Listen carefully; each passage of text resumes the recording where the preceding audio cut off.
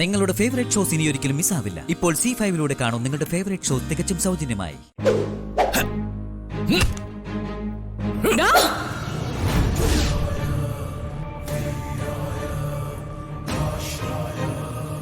സന്ദീപ്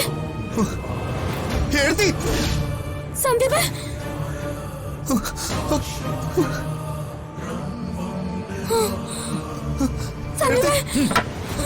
പിടിച്ച് മാറ്റവിടെ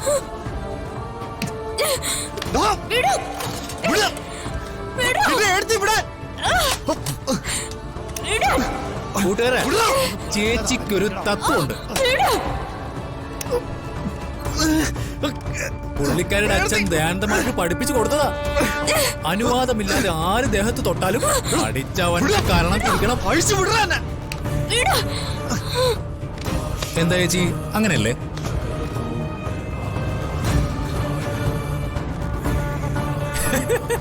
നമ്മുടെ അനുവാദം ഇല്ലാതെ ഒരാൾ നമ്മുടെ ദേഹത്ത് കൈവച്ചാ എന്ത് ചെയ്യണമെന്ന് അടിയാച്ചൻ നമ്മളെ പഠിപ്പിച്ചിട്ടുള്ളത്?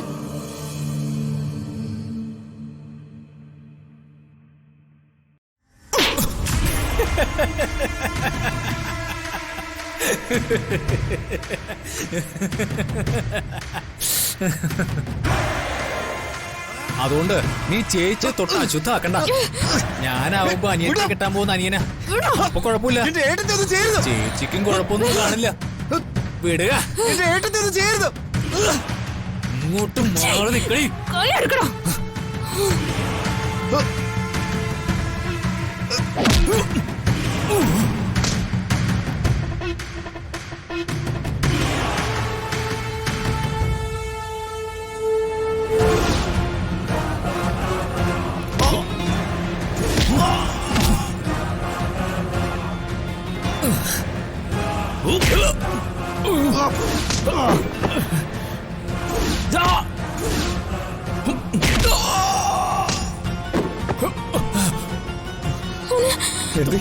അർച്ചന, സന്ദീപിന്റെ കെട്ടഴിച്ചിട്ട് വേറെ രക്ഷപ്പെടും.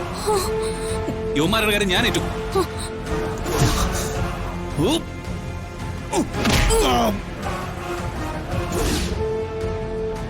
നീ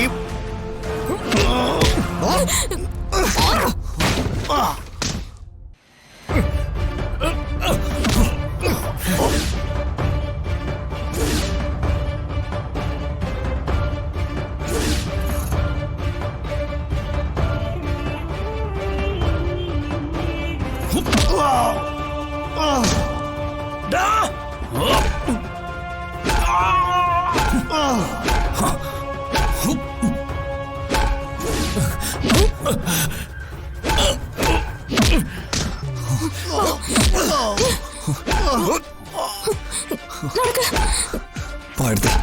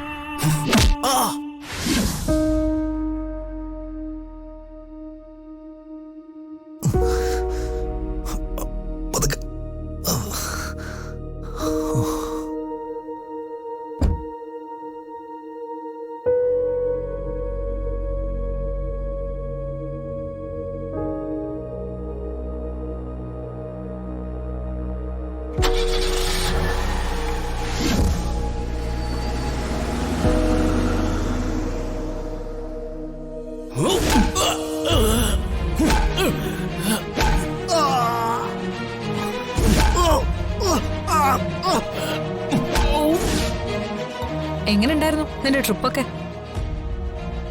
അടിപൊളി. അല്ല, എന്താ ഇവിടുത്തെ കാര്യങ്ങളൊക്കെ? ചേച്ചിയുടെ പ്ലാൻസ് ഒക്കെ അതുപോലെ നടന്നോ? എല്ലാം ക്ലീൻ ആൻഡ് ക്ലിയർ.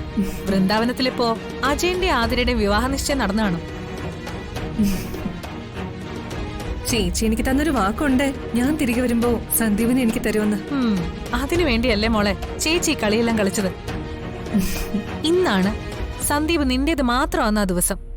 എനിക്ക് വേഗം നമുക്ക് പോവാം. എനിക്കാണെങ്കിൽ സന്തോഷം കൊണ്ട് നിൽക്കാൻ വയ്യ. നീ വെപ്രാളം കാണിക്കാതെ സന്ദീപ് ഒന്ന് ഇങ്ങോട്ട് വന്നോട്ടെ. സന്ദീപ് ഇവിടേക്ക് വരുമോ?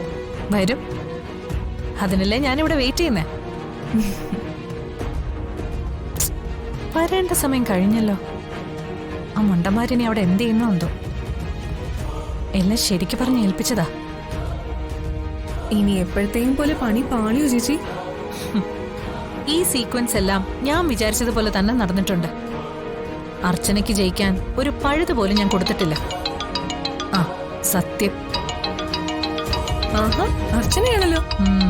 വിവാഹ നിശ്ചയം കഴിഞ്ഞെന്നും പരാജയം സമ്മതിക്കാനും വിളിക്കുന്നതായിരിക്കും. കൂടെ ഒരു മാപ്പും. ഇപ്പൊ അവക്ക് മനസ്സിലായി കാണും ഈ അവന്തിക ആരാണെന്ന്. എടുത്ത് ലൗഡ് സ്പീക്കറിലിട് ചേച്ചി.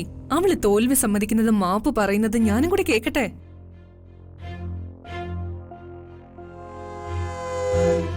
ഹലോ, എടുത്തി എവിടെയാ? ഞാനിവിടെ അടുത്ത് തന്നെ ഉണ്ട്. എന്തായി നിന്റെ അനിയത്തിയുടെ വിവാഹ നിശ്ചയൊക്കെ? ഭംഗിയെ കഴിഞ്ഞോ? എടുത്തി, നീ കൂടുതൽ വിശദീകരണം ഒന്നും പറയണ്ട. എനിക്കറിയാം നീ എന്താ പറഞ്ഞു വരുന്നേന്ന്. എടി, ഒന്നുമില്ലല്ലോ നിന്നെക്കാ കൂടുതൽ ഓണം ഉണ്ടിട്ടുണ്ട് ഈ അവന്തിക. അപ്പൊ കളിക്കുമ്പോ അറിഞ്ഞു വേണം നീ കളിക്കാൻ.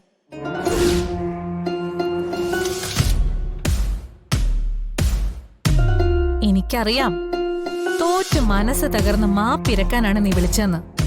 പക്ഷേ മാപ്പ് നിനക്കില്ല.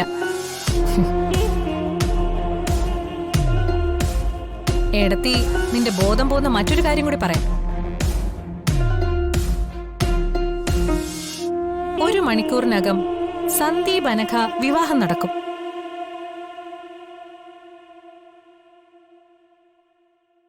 അതോടുകൂടി നിന്റെ ജീവിതത്തിന്റെ കർട്ടൻ ഇടിയ അവന്തിക. സേതുമാധവന്റെ മൂത്ത മരുമകളുടെയും ഇളയ മരുമകളുടെയും ഇടയിൽ കിടന്ന് ശ്വാസം മുട്ടി മരിക്കാനാ സേതുമാധവന്റെ പ്രിയപ്പെട്ട മരുമോളുടെ വിധി. അതിന് അനക്ക ഇവിടെ ഇല്ലല്ലോ. ആര് പറഞ്ഞു ഞാൻ ഇവിടെ ഇല്ലെന്ന്?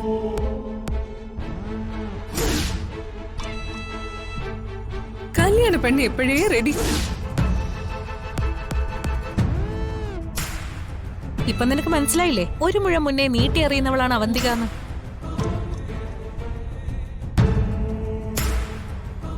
എന്തായാലും നിശ്ചയമൊക്കെ കൂടിക്കഴിഞ്ഞിട്ട് നീ വേഗം നെല്ലിശ്ശേരിയിലേക്ക് വാ. ഇന്ന് വിവാഹിതരാകാൻ പോകുന്ന സന്ദീപിനും അനഘയ്ക്കും അനുഗ്രഹം കൊടുക്ക്.